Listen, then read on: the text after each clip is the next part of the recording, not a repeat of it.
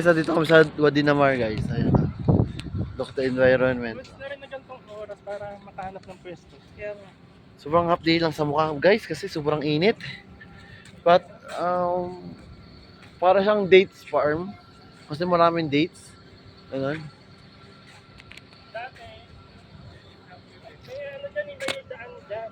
Oh, Tabi tayo ice cream. bili tayo. Oo. May daan dyan doon, papunta, May may udas pala. paakyat doon. Pwede kayo umakyat doon, dyan sa Yung taas. may makikita yung maganda din yung Oo. ano na to. So guys, dito kami sa Wadi Namar. Saan pala yung isang cellphone mo? Dito. Yun daw pa. Dito ba yun sa taas yung ano, yung marami? Na ice cream. So sobrang liwanag dito guys.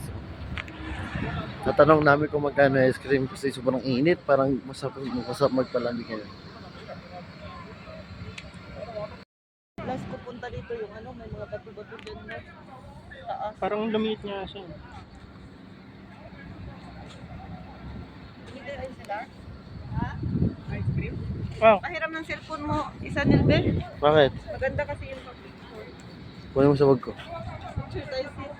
Ang dami mo. Sirado mo.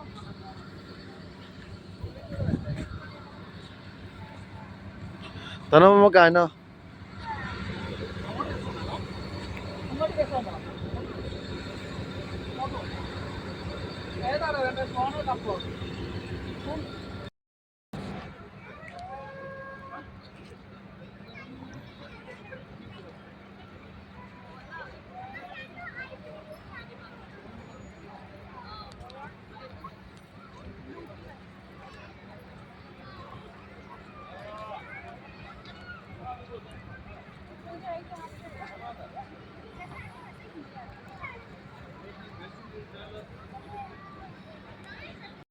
Yan guys, yung Wadi Namar guys. So sa pakaganda niya guys, lalo na yung falls guys, napakaganda ng falls guys.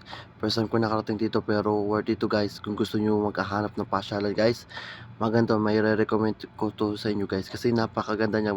Pwede po talaga siyang ano, family bonding at sa mga gusto mag-ihaw guys. Yan, makapaganda po niyan. Sige, mo hindi pa luto. Overheating na siya, nag-overheat. Matiga na Oh, alak ka na.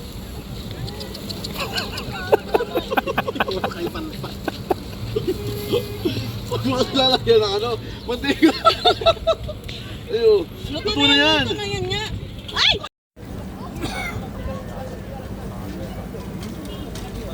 Pahiram ko. Ay. I got one free bottle. Ah, masyadlah. May battle lang pero masaya na siya. Kaya nagsarap ako. Lahat magnangan, hindi pa rin na kontento.